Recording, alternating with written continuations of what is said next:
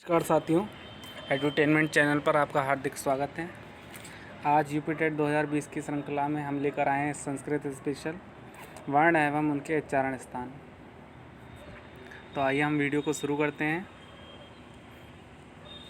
सबसे पहले हम पढ़ेंगे वर्ण। वर्ण क्या होते हैं? तो वर्ण अक्षर का अर्थ होता है अनाशवान, अर्थात जिसको नष्ट नहीं किया जा सकता। अक्षर मतलब जिसका क्षरण नहीं किया जा सकता।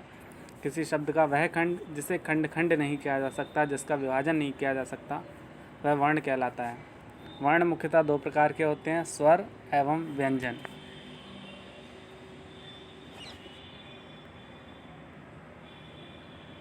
उसके पश्चात स्वर क्या होते हैं? तो पिछली वीडियो में हमने पढ़े थे प्रत्याहार। तो अच प्रत्याहार को जो है हम स्वर कहते हैं। अच प्रत्याहार में कौन कौन आता है? आई, ऊंड, री, लिक, ए, औंग, ए, औच। तो आ, ई, उ, री, री, ए, ओ, आई, औ, ये 9 जो हैं ये स्वर होते हैं। संस्कृत वर्णमाला में स्वरों की संख्या 13 मानी गई है, जिनमें से 5 स्वर शुद्ध हैं, आ, ई, उ, री और री, और 9 अन्य स्वर हैं जो बड़ा, बड़ी, बड़ाऊ, री, री, ए, आई, ओ, औ। ये जो 9 अन्य स्वर हैं, मुख के अंदर स्थान स्थान पर हवा को दबाने से भिन्न भिन्न वर्णों का उच्चारण होता है। जब हम कोई शब्द या वर्ड बोलते हैं तो उसको बोलने के लिए हमें अलग अलग स्थानों से प्रयत्न करना पड़ता है। तो मुख के अंदर 5 विभाग हैं जिनको स्थान कहते हैं। इन पांचों विभाग में से प्रत्येक विभाग से एक एक स्वर उत्पन्न होता है। मतलब प्रत्येक स्वर जो है भिन्न स्थान से निकलता है। यही 5 शुद्ध स्वर कहलाते हैं। स्वर उसको कहते हैं जो एक ही आवाज़ में बहुत देर तक बोला जा सके। तो वो 5 स्थान जो हैं आपके कंठ, तालु, मूर्धा, दंत एवं ओष्ठ हैं। उसके पश्चात व्यंजन। तो व्यंजन में हमने आपको बताया था हल प्रत्याहार को व्यंजन कहते हैं। मतलब हया भरट लण यम गढ़ नम जभय गढ़ दस जब गढ़ दस खप छट चतब कपय ससर हल का ला और हय वरट का हा से लेकर ला तक जो व्यंजन कहलाते हैं आपकी। संस्कृत में व्यंजनों की संख्या 33 है, जिसमें से 25 वर्ण वर्गीय हैं। वर्गीय का मतलब जो 5 वर्ग हैं हमारे, जिनको स्पर्शी व्यंजन बोलते हैं, का वर्ग, चा वर्ग, टा वर्ग, ता वर्ग, पा वर्ग, वो 25 हैं। और अन्य 8 वर्ण जो हैं एक विशेष प्रकार के हैं, जिसमें से 4 ऊष्म व्यंजन शा, शा, शा और हा, तथा 4 अंतस्थ व्यंजन। अंतस्थ व्यंजन कौन से हैं? या, रा, ला, वा। बोलने के आधार पर इनके उच्चारण स्थान अलग अलग हैं। स्वरों की तरह व्यंजन भी अलग अलग स्थानों से बोले जाते हैं, तो उन्हीं के आधार पर इनको वर्गीकृत किया गया है। किसी और को बोलने में जिस स्थान का प्रयोग होता है, किसी स्वर को बोलने में जिस स्थान का प्रयोग होता है, जहाँ से वो स्वर निकलता है या जहाँ से वो व्यंजन निकलता है, उस वर्ण का उच्चारण स्थान कहलाता है। वो जगह या वो स्थान उस वर्ण का उच्चारण स्थान कहलाता है। अब उच्चारण स्थान की बात करते हैं तो कंठ से आने वाले वर्ण कंठव्य कहलाते हैं। कंठ से आने वाले जैसे का वर्ग जो है आपका कंठ से आता है, तो उसमें जैसे उदाहरण है का, खा, गा, घा। तालु की मदद से होने वाले उच्चारण तालव्य कहलाते हैं, जो तालु की सहायता से बोले जाते हैं, चा, छा, जा और झा। मूर्धा से कंठ से थोड़े ऊपर का जो स्थान है वो मूर्धा कहलाता है। होने वाले उच्चारण मूर्धन्य कहलाते हैं। उसके उदाहरण टा, ठा, डा, अड़ा, अड़ा। दांत दंत की मदद से बोलने जाने वाले दंतव्य कहलाते हैं, जैसे ता, था, दा, धा, ना और ओ। होठ मतलब ओष्ठ से बोलने वाले वर्ड को ओष्ठव्य कहते हैं। उदाहरण पा, फा, वा, भा, मा। आप इन वर्णों को स्वयं बोलकर देख सकते हैं कि उस उच्चारण स्थान का प्रयोग हो रहा है, अन्यथा नहीं।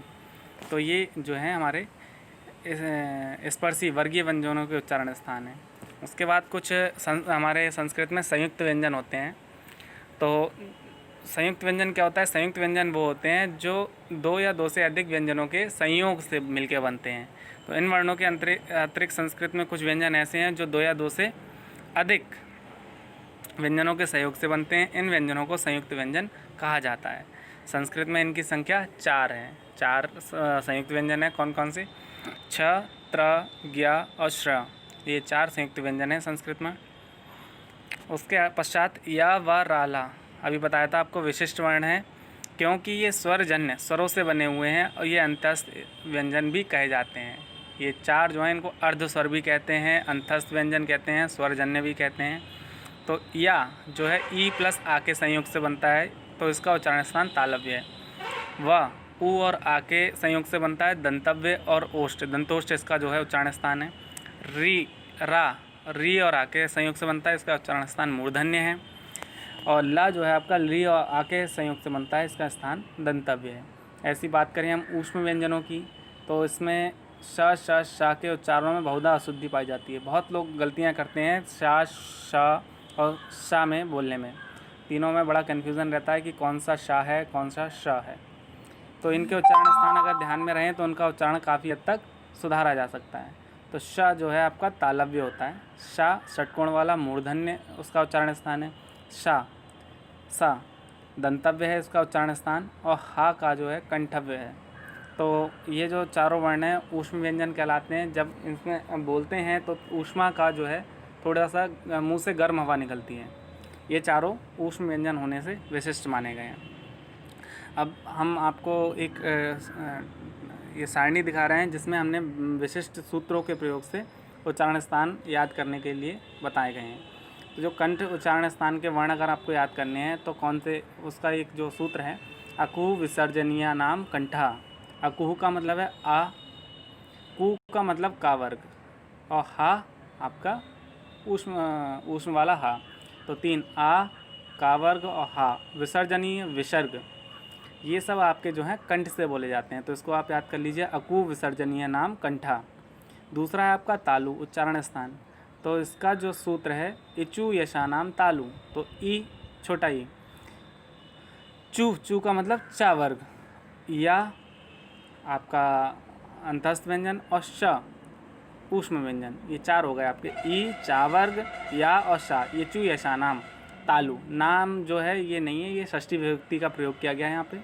तो ये चू यशानाम तालु, ई चा वर्ग पूरा, या और शा, इसका जो उच्चारण स्थान है तालु है। उसके पश्चात मूर्धा में आते हैं तो ऋतु रसाणाम मूर्धा। तो इसमें री टू का मतलब टा वर्ग, रा और शा षटकोण वाला शा, ऋतु रसाणाम, तो इसके लिए जो है मूर्धा उच्चारण स्थान है। अगला हमारा दंत, तो लृतु लशानाम दंता, इसमें क्या है ली तू का मतलब ता वर्ग, ला और सा, ये 4 जो हो गए, री ता वर्ग पूरा और ला और सा, इनका जो उच्चारण स्थान है दंत है। फिर बात करते हैं ओष्ठ की। उपूप मध्यमानीयानाम ओष्ठों, तो उ प पू का मतलब पा वर्ग, और उपमध्यमानीय का इनका जो है उच्चारण स्थान ओष्ठ होता है। ऐसी बात करेंगे नासिका, यमगणना नाम नासिका, मतलब सभी वर्गों के जो पंचम वर्ण हैं उनका उच्चारण स्थान नासिका है। ऐसे कंठ तालु, कुछ वर्ण जो होते हैं आपके 2 स्थानों के प्रयोग से बोले जाते हैं। तो एदायितो कंठ तालु, ए और बड़ा ए दोनों जो हैं कंठ तालु से बोले जाते हैं। उदौतो कंठोष्ठम, तो कंठोष्ठ से बोले जाते हैं ओ और औ। ओष्ठ दंता, दंतोष्ठ बोलते हैं जिसको, वकारस से दंतोष्ठ, वा जो है आपका वा, वो आपका दंतोष्ठ से बोला जाता है। और नासिका अनुस्वार से, जो अनुस्वार मतलब जो बिंदी है अंकी बिंदी, वो उसका जो है नासिका होता है। तो इस प्रकार ये सभी सूत्र जो है हम याद कर सकते हैं, और इनसे जो है उच्चारण स्थान हम बहुत अच्छे तरीके से याद कर सकते हैं। तो इस तरीके से हम अपनी वीडियो को समाप्त करते हैं। अगर आपको हमारा वीडियो अच्छा लगा हो तो हमारे चैनल को सब्सक्राइब करें, और अगर आपकी कोई क्वेरी है तो आप हमारे कमेंट सेक्शन में पूछ सकते हैं। और बाकी please like share subscribe comment on my channel if you like my video. Thank you very much.